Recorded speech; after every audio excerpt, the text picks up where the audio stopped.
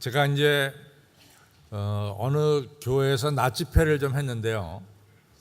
낮 집회를 이제 끝내고 이제 점심 식사로 가기 전인데 그 교회 장로님께서 저한테 오시더니 아주 심각하게 저한테 질문하셨어요. 그래서 난 이분이 굉장히 심각한 얼굴로 오셔서 혹시 내가 오늘 낮 집회 때 뭐 말씀 잘못 전했나 이래가지고 좀 긴장하고 있는데 이분이 저한테 하시는 말씀이 목사님, 하늘나라에 가면 상급이 있습니까?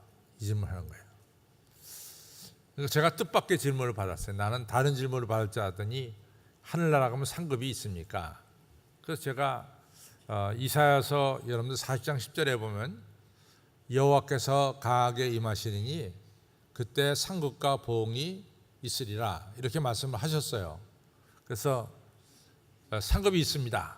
틀림없이 상급이 있습니다. 그랬더니 그 장로님이 하신 말씀이 그래요. 그러면서 이제 돌아갔어요. 근데 이제 우리가 하늘나라에 가서 상급과 보응이 있다 이런 말씀을 제가 드리면은 동의하시는 분들이 꽤 많을 줄 아는데 그 상급과 보응을 어떻게 생각하냐면은 우리 이 땅에서의 상급과 보응하고 비슷하게 생각한단 말이죠. 제가 이제 테니스를 좀 치는데 요즘 US 오픈이 이 뉴욕에서 열려지는데 여기서 우승한 사람은 1등이 얼마 받냐면 우리나라 돈으로 한 40억을 받아요. 40억. 그다음에 여러분들 골프 치시는 분들은 이 봄이 되면 4월에 이 미국의 조지아주라고 하는 저 남쪽 저쪽 동남쪽에 있는 조지아주의 어거스트라고 하는 도시에서 소위 말해서 마스터 대회를 엽니다. 그 마스터 대회 우승이 얼마 받냐면 한 20억을 받아요. 그러니까 우리가 흔히 생각하는 것은 그런 생각을 한단 말이죠. 우리가 올림픽 나가서 1등하면 금메달 받고 2등하면 은메달 받고 3등하면 동메달 받고 우리나라 같은 경우에는 이 금메달 따고 오면은 그냥 끝나는 것이 아니라 뭔가 복지 혜택을 주는 거죠. 뭐 한 달에 100만 원씩 준다던가 이런 복지 혜택을 주니까 우리 운동하시는 분들이 열심히 해서 이 상급을 받으려고 열심히 뛰는 경우가 있습니다. 근데 이처럼 우리는 항상 하늘나라에서 상급과 보응을 받는다. 그러면 어디에 우리가 비슷하게 생각하냐면 이 땅에서 뭐 마치 테니스 대회에서 우승하면 한 40억 받고 뭐 골프에서 우승하면 한 20억 받고 뭐 이런 생각으로 우리가 쉽게 하기 쉽습니다. 성경에는 이제 그런 이야기들이 좀 나와요. 우리가 신명기 25장에 보면은 뭐가 나오냐면 소위 말해서 수원법이라고 레비레이트라고 하는 이 법이 나옵니다.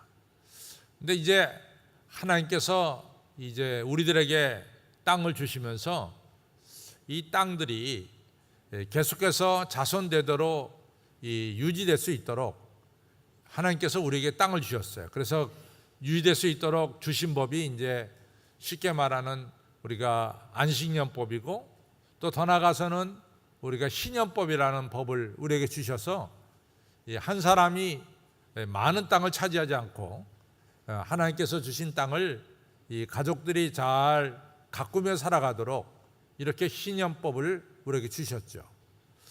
그런데 이제 법 중에 무슨 법이 있냐면은 이런 가정, 가문, 조상서부터 내려온 땅을 누가 이어받냐면은 아들들이 이어받게 됐어요. 아들들이. 그러니까 아들이 없는 가정은 사실은 하나님이 주신 땅을 이어받지 못한단 말이죠. 그 법 테두리 안에서는. 그러니까 이제 신명기 25장에 가면은 소위 말해서 수혼법이라는 걸 갖다가 말씀하시는데 이 수혼법은 뭐냐면은 이제 형하고 형수가 살다가 형이 아기가 없이 형이 먼저 세상을 떠난단 말이죠. 그러면 그 동생, 시동생이 형수와 살고 또 그 시동생이 또 자식 없이 죽으면 그 다음 시동생이 살고 이래서 하여튼 간에 그 집안의 아들을 이같이 세워서 그 아들이 땅을 유지할 수 있게끔 하는 것이 바로 소위 말해서 수원법입니다.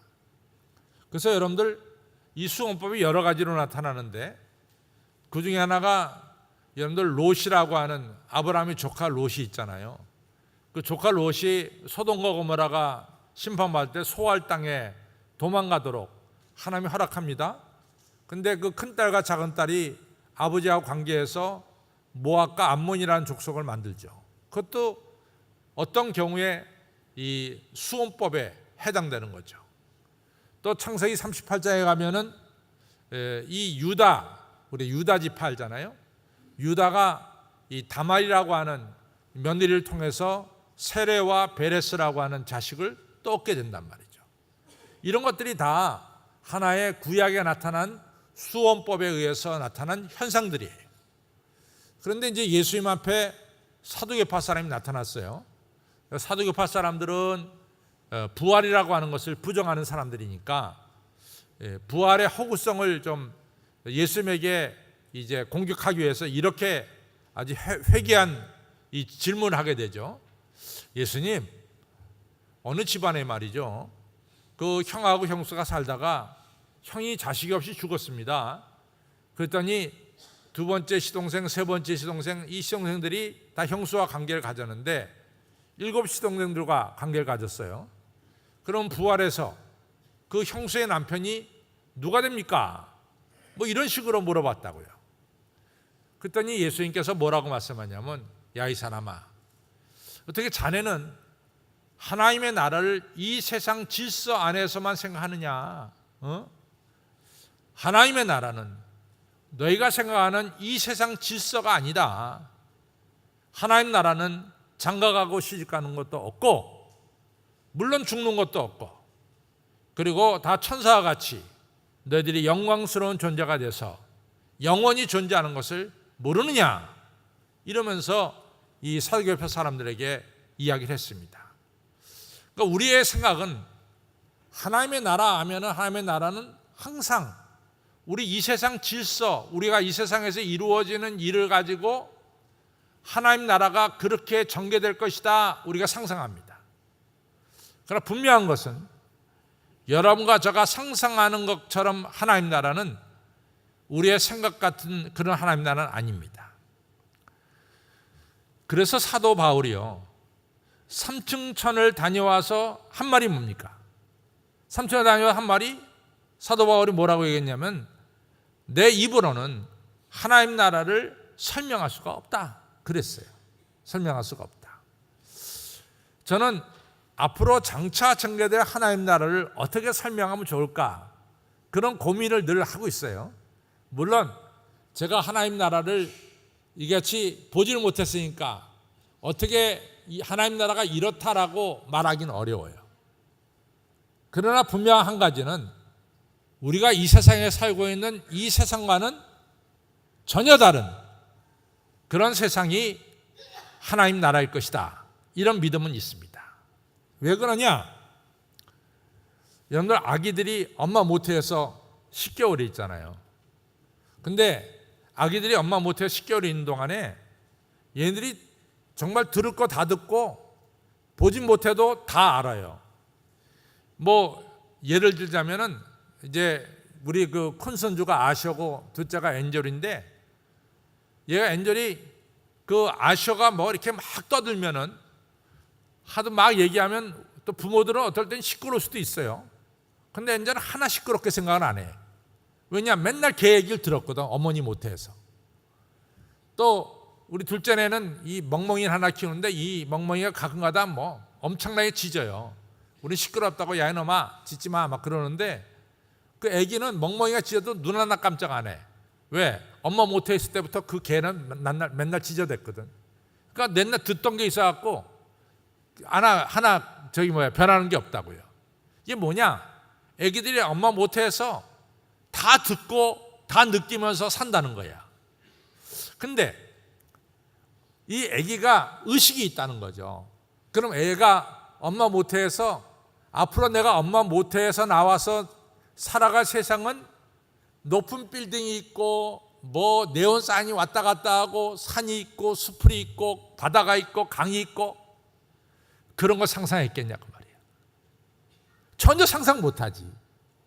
그 어린아기에 있어서 세상은 어머니 모태가 다라고. 근데 딱 나와보니까 전혀 자기가 생각했던 세상하고는 다른 엄청난 세상이 어린아이의 눈앞에 펼쳐지는 거죠. 마찬가지로 하나님의 나라는 여러분과 제가 이 세상에서 생각하는 것과는 전혀 다른, 정말로 말로 표현할 수 없는 하나님이 주시는 새로운 세상, 영광스러운 세상, 놀라운 세상이 우리 앞에 펼쳐질 줄로 저는 믿습니다. 믿으세요? 절대로 이 세상 질서처럼 그런 세상은 아니라고 생각합니다. 새로운 질서, 하나님께서 주시는 영광스러운 세상이 우리에게 펼쳐집니다. 그런데 우리가 이제 복음서 하면 마태, 마가, 누가 그리고 요한을 복음서라고 불러요. 그런데 마태, 마가, 누가 요 세 복음서에서 예수님이 말씀하시는 핵심이 있어요. 제가 새벽재단에 로마서를 이제 말씀하면서 로마서의 주제가 뭡니까? 라고 물어보면은 적어도 새벽 기도에 나오신 분들은 대답할 수 있어야 돼요. 로마서의 주제가 뭡니까? 하나님의 의입니다. 하나님의 의예요. 근데 마태, 마가, 누가복음의 주제는 뭐냐? 하나님의 나라예요. 하나님의 나라. 저 따라하세요. 마태, 마가, 누가복음의 주제는 하나님의 나라다. 로마서의 주제는 하나님의 의다. 제가 왜 이걸 강조하냐면요, 얼마 전에요 저한테 이 서울시내 어느 교회 장로님이 두 분이 찾아왔어요. 그래갖고 이제 그 교회 담임 목사님이 공석이 됐는데 강 목사님 좀 좋으신 분을 좀 추대해 달라고 해서 이제 절 찾아왔거든요. 이런저런 이야기를 한 1시간 반 가까이 했어요. 근데 그 장로님이 이 효자동에서 사시는데 자기는 그 교회가 시작될 때부터 이 자기네 친척집에 시작돼서 그 교회 다녔대요. 그래서 그분이 경복고등학교를 나왔는데 이분이 아주 44살인가 44살에 장로님이 되셨대요. 그래갖고 70이 넘었는데 이 얼마 전까지 시무장로로 26년을 행하시고 그다음에 은퇴하시고 지금 있는데 이 선임 장로님하고 같이 이제 저한테 찾아왔어요. 근데 이분이 저한테 아주 충격적인 얘기를 하는 게 뭐냐면은, 목사님 제가 26년 동안 교회를 다녔는데 제가 뭘 배운 게 없는 것 같아요. 그래. 근데 그게 굉장히 저한테는 충격적이었어요. 나는 그 교회에 한 번도 목회한 적이 없지만은, 아니 26년 동안 교회 장로님으로 계시면서 늘 매주일 목사님 설교를 들었겠지만은 배운 게 없다. 이건 마치 제가 여러분들에게 매주일 설교하는데 여러분들이 어디 가서 난 맨날 한신교회 가서 강 목사님 설교 듣는데 배운 게 없습니다. 이렇게 얘기하는 것처럼 들려지더라고요. 그래서 제가 오늘 머리에 확실하게 새겨놨습니다. 마태, 마가, 누가복음의 주제가 뭐예요? 배운 거 있습니다. 또 로마서의 주제는 뭐예요? 어디 가서 뭐 못 배웠다 그러지 마시고 확실히 머릿속에 간직하시길 바랍니다.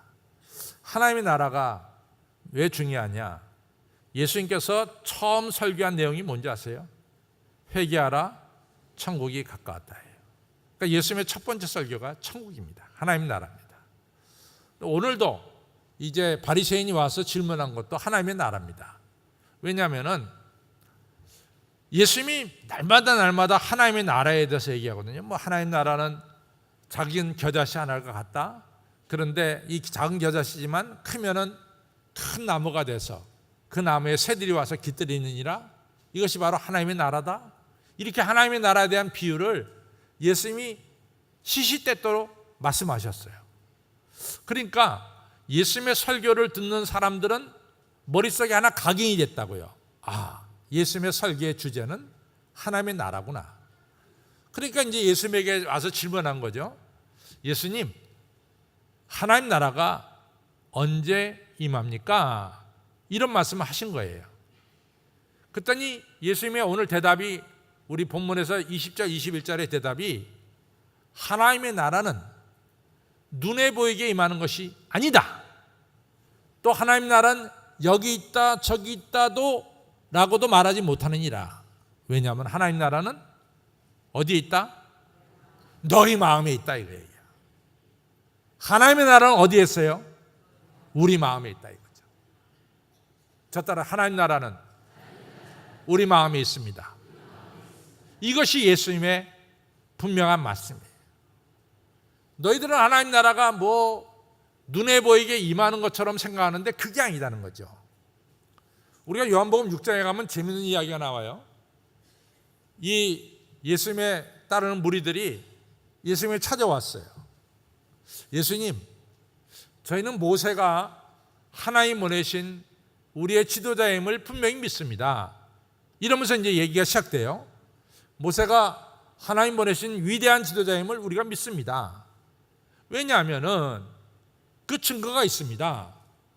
우리 사람들이 광야 40년을 지낼 때 만나와 메추라기를 우리에게 줬습니다. 그러니까 모세는 하나님 보내신 사람임에는 틀림이 없습니다. 그런데 예수님 당신은 지금 뭐라고 말합니까? 구세주다, 메시아다 라고 말하고 있고 하나님의 아들이다 이렇게 말씀하지 않아요. 그러니 당신도 뭔가 보여주세요 이렇게 얘기한 거죠. 뭔가 보여줘야 당신이 메시아고 당신이 하나님의 아들이라는 것을 우리가 받아들이지 않겠습니까? 이것이 요한복음 6장에 나오는 무리들의 이야기. 뭔가 우리들은 하나님 나라 하면은 놀라운 것이 우리 앞에 펼쳐질 거다 이런 생각을 하는 거예요. 또 여러분들 빌라도가 참 재미있는 얘기를 해요. 빌라도가 요한복음 18장에서 예수님을 재판하면서 예수님에게 뭐라고 물어보냐면 아니 당신이 뭐 유대인의 왕이라며? 당신이 뭐 유대인의 왕이라고 지금 사람들이 나한테 얘기해서 당신을 재판에 넘겼는데 당신이 유대인의 왕이야? 그러면서 말하기를 모든 것을 우리한테 넘겼는데 당신이 유대인의 왕이야? 이 얘기입니다. 이 얘기는 조금 풀어보면은 나라가 되려면은 백성이 있어야 되고 영토가 있어야 되고 주권이 있어야 됩니다. 그럼 거기에서 이제 왕을 뽑는 거죠. 그러면 당신의 백성은 어디 있으며? 당신의 영토는 어디 있으며? 그래 주권은 어디 있냐? 이렇게 물어본 거예요. 당신 지금 나한테 이같이 죄수로 잡혀온 게 아니냐? 근데 어찌 당신이 유대인의 왕이냐? 왕이 되려면은 눈에 보이는 땅도 있어야 되고 백성도 있어야 되고 뭐 군대도 가져야 되고 권력도 가져야 되는데 아무것도 없는 게 뭐 무슨 당신 이 왕이라고 말하느냐? 근데 우리 예수님 말씀하시는 내 나라는 이 땅에 있는 것이 아니다 이렇게 대답하셨죠. 또 예수님의 제자들도 마찬가지예요. 예수님의 동생들도 마찬가지예요. 요한복음 7장에 가서 보면은 예수님의 동생들이 뭐라고 말하냐면 형님, 뭐 형님 말씀하기를 형님이 메시아라고 말하는데 이 그리스도라고 말하는데 근데 형님 뭐 그리스도일 수도 있어요. 왜냐하면 예수님의 동생들이 예수님 부활하기 전까지는 예수님 믿지 않았습니다. 근데 예수님의 행하시는 표적을 보면서 동생들도 좀 의아했어요. 우리 형이 좀 특별하다. 우리 형은 왜 이렇게 기적을 많이 베풀지? 뭐 병든 자를 고치시기도 하고 뭐 우리 형 내가 보면 그렇게까지 많이 공부한 것 같지 않은데 율법에 대해서 탁월하게 가르치고 또 우리 형한테 왜 이렇게 많은 사람이 따라다녀? 우리 형이 좀 특별하긴 특별한 것 같다. 이렇게 예수님의 동생들이 생각했어요. 예수님의 동생들 중에 대표적인 동생이 야고보서를 쓴 야고보입니다.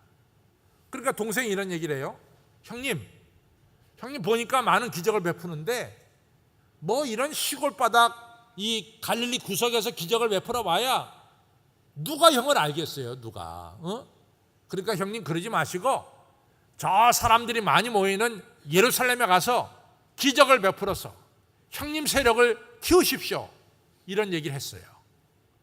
여기서도 예수님의 동생들의 생각은 예수님이 메시아가 되고 하나님의 아들이 되려고 하면은 뭔가 이 눈으로 보이는 가시적인 것, 엄청난 것이 있어야 된다, 이렇게 얘기한 거죠. 그런데 오늘 예수님의 대답은 아주 분명합니다. 하나님의 나라는 눈에 보이게 임하는 것이 아니다. 하나님의 나라는 우리 눈에 엄청나게 가시적으로 보이는 그것이 하나님 나라가 아니다. 하나님 나라는 여기 있다 저기 있다 못하리니 하나님은 너희 안에 계시느니라, 이렇게 얘기를 했어요. 여러분, 하나님 나라를 엄청난 기적과 엄청난 역사 속에 하나님 나라가 임한다, 이런 생각은 이제는 좀 접으셔야 될 것 같아요. 그렇죠? 그러면 하나님 나라는 어디에 임하느냐? 우리 마음에 임해요. 그럼 구체적으로 우리의 마음에 어떻게 임하느냐? 이겁니다. 이 누가복음 11장에 가서 보면요, 뭐가 나오냐면은 예수님이 어떤 귀신 들린 아이를 하나 고쳤어요. 귀신을 쫓아냈어요. 그랬더니 이 옆에 있던 이 바리새인들이 뭐라고 말하냐면, 저 예수가 귀신의 왕 바알세불의 힘을 빌려서 귀신을 쫓아낸다, 이렇게 얘기를 했어요. 그러니까 예수님이 A라는 사람의 안에 있는 귀신을 쫓아낸 것은 바로 귀신의 왕 바알세불의 힘을 빌려서 그 귀신을 쫓아냈다, 이렇게 얘기를 하는 거예요. 그러니까 예수님이 그 얘기를 듣고 이거는 정정할 필요가 있다, 이렇게 생각이 드셨던 것 같아요. 그래서 예수님이 그렇게 얘기합니다. 내가 귀신의 왕 바알세불의 힘을 빌려서 귀신을 쫓아냈다 그러면은 귀신들끼리 싸우는 게 아니냐, 어? 귀신들끼리 싸우면 이 귀신의 나라가 어떻게 서겠냐? 한 나라가 뭐 A와 B가 잠깐만 싸우면 그 나라가 어떻게 서겠느냐? 그건 말이 안 된다. 또 나만 귀신 쫓아내는 것이 아니라 당신의 아는 사람들 또 친척들도 때로는 귀신을 쫓아낼 때가 있지 않냐? 만약 그 사람들한테 가서 당신도 귀신의 왕을 힘입어서 귀신 쫓아냈다 말하면 당신은 틀림없이 고발당할 거다. 그런 말이 어디 있느냐? 내가 무슨 귀신의 힘을 빌려서 귀신을 쫓아낸다, 그렇게 말하느냐 말이야. 근데 분명한 것이 있다. 너희들이 이 시간 내가 하나님의 능력으로 귀신을 쫓아냈다는 것을 믿으면 너희 안에 하나님 나라가 있느니라, 이렇게 얘기했어요. 참 중요한 역사야. 오늘 하나님의 역사가 일어날 때, 이것이 하나님의 능력으로 이루어지는 것을 믿을 때 바로 너희 안에 하나님 나라가 있느니라, 이런 말씀하신 거예요. 마태복음 11장에 가서 보면요, 세례 요한이 감옥에 갇혔잖아요. 세례 요한도 예수님이 오셔서 막 세상을 뒤집어 놓을 줄 알았나 봐요. 그런데 예수님이 세상을 뒤집어 놓지 않으니까 세례 요한이 감옥 속에서 조금 의심이 찾아왔어요. 그래서 제자들을 예수님에 보내면서 말하기를, 제자들을 통해서 당신이 정말 우리가 기다리는 메시아 그분이 맞습니까? 이렇게 질문하게 했어요. 그랬더니 예수님이 그 제자들에게 이렇게 말합니다. 당신들이 오늘 이 무리 가운데 눈으로 본 대로 가서 세례 요한에게 전하시오. 지금 보십시오. 지금 귀신이 쫓겨나가고 안진뱅이가 일어서고 문둥 병자가 낫고 귀가 뚫려서 소리를 듣고 죽은 자가 살아나고, 그 다음에 지금 가난하고 힘없는 자들에게 하늘나라의 복음이 전파되지 않소. 본 그대로 가서 그대로 이 세례 요한에게 전하시오. 하나님의 역사가 일어나는 본 그대로 가서 전하시오. 그것을 믿을 때 하나님 나라는 당신 마음속에 임하는 것입니다. 이런 귀한 얘기를 한 거죠. 성도 여러분, 하나님 나라는 우리 안에 있습니다. 어떻게 아느냐? 우리를 보세요. 우리를. 나를 보시길 바랍니다. 한번 여러분들의 과거를 이렇게 돌아보시며 오늘 나를 보시길 바랍니다. 오늘 내가 과연 이 자리에서 내가 하나님의 아들, 딸로서, 또 교회 목사로, 교회 장로로, 교회 권사로, 교회 집사로, 또 교회 귀한 성도로, 오늘 내가 과연 과거를 생각하면은 이 자리에 내가 있을 수 있을까? 한번 되돌아볼 필요가 있어요. 되돌아보면 우리의 삶 속에는 변화가 있었고 새 역사가 일어났습니다. 그러면 나의 삶의 변화와 그리고 이렇게 새롭게 된 것은 여러분의 힘으로 된 겁니까? 아니면 우리 안에 역사하시는 하나님의 힘으로 된 겁니까? 한번 대답해 보세요. 여러분의 힘으로 오늘 여러분이 이 자리에 목사님으로, 장로님으로, 권사님으로, 집사님으로, 성가대원으로 여러분들이 이 자리에 있느냐 말이에요. 과거를 보면은 어떻게 보면 나는 절대로 예수님과는 관계가 없는 사람으로 태어났고 살아왔어요. 그런데 우리의 삶 속에 되돌아보면 정말로 놀라운 역사가 일어났어요.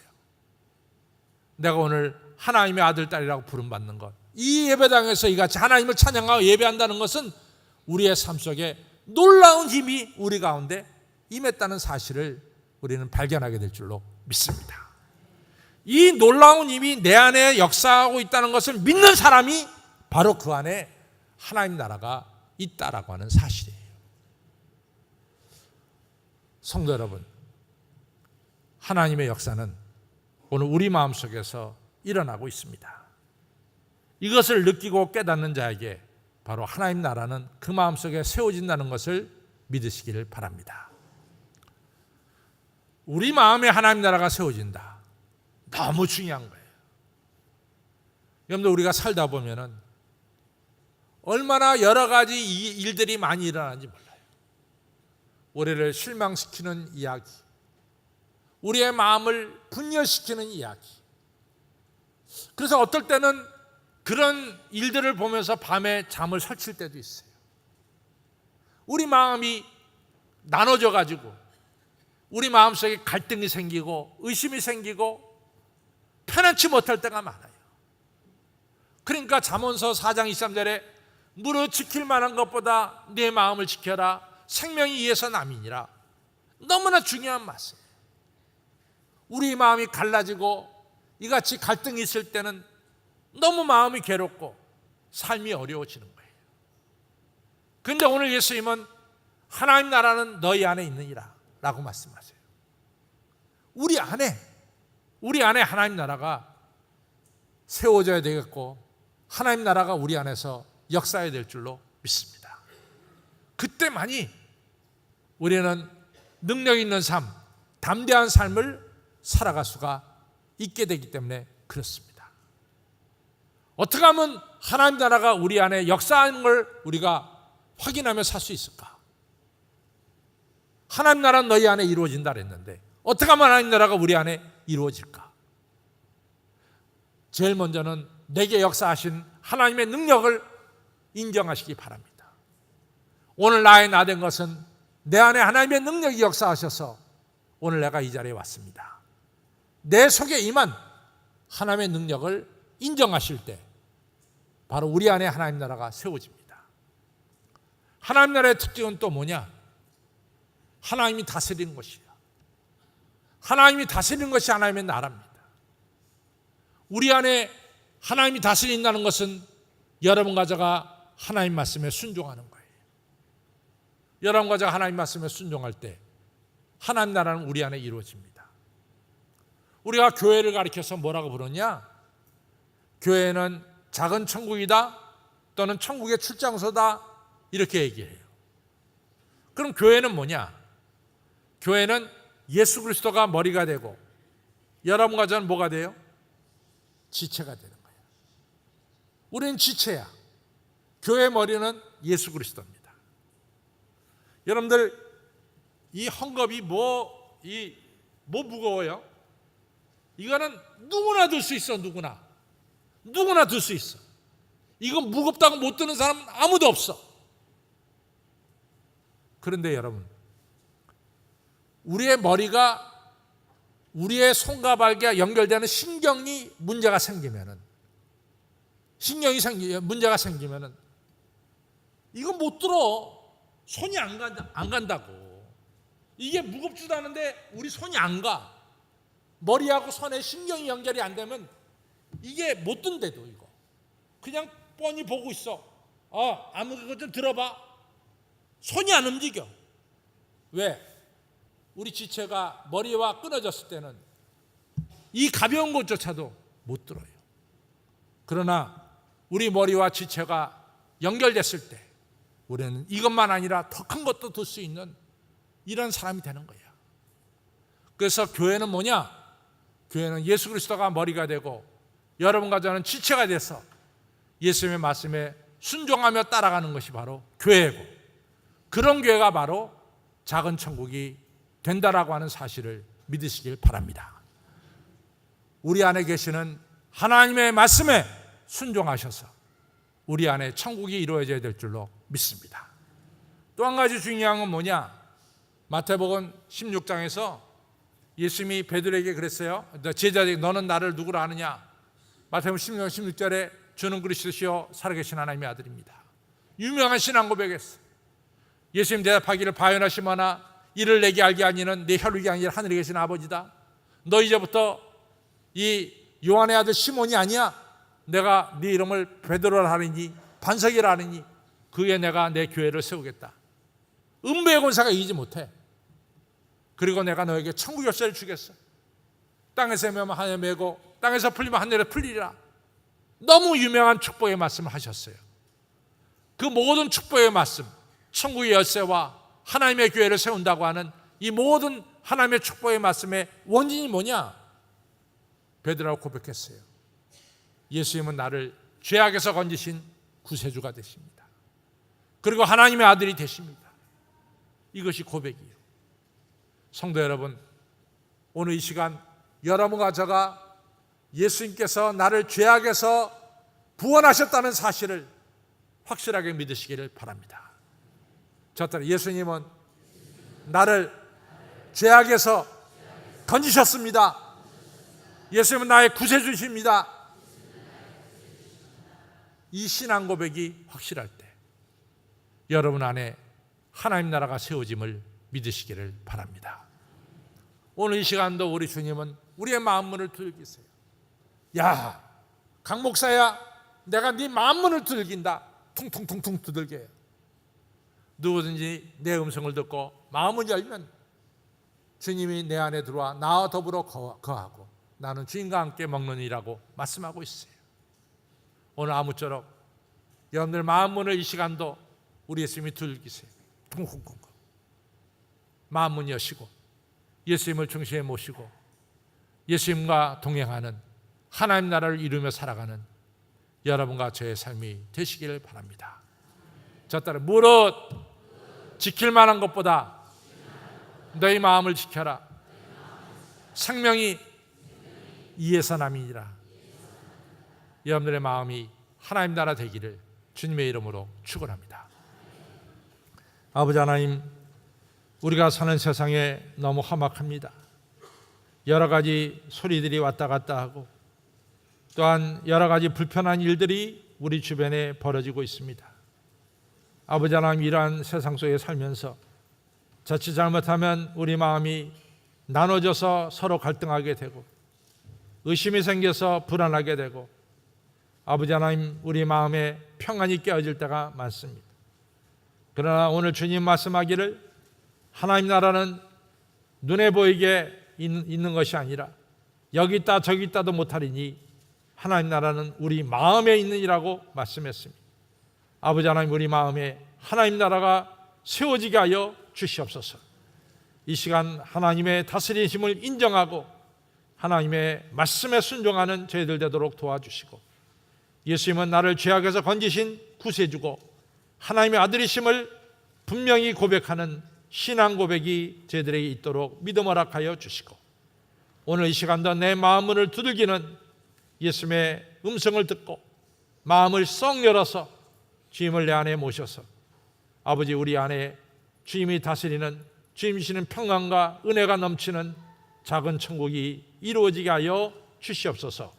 감사하며 예수님 이름으로 간절히 기도를 쌓옵나이다. 아멘.